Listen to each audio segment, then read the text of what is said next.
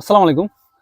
আপনারা মালচিং কেন ব্যবহার করবেন? দেখেন, মালচিং ব্যবহারের অনেকগুলো সুবিধা আছে। তার মধ্যে অন্যতম সুবিধা হচ্ছে এই মালচিং দেওয়ার কারণে আমার এই জমির যে মাটিটা, এখন তো রোদ পড়ার কারণে মাটিটা দ্রুত শুকিয়ে যায়। মালচিংটার কারণে মাটির আর্দ্রতাটা ধরে রাখবে ভিতরে।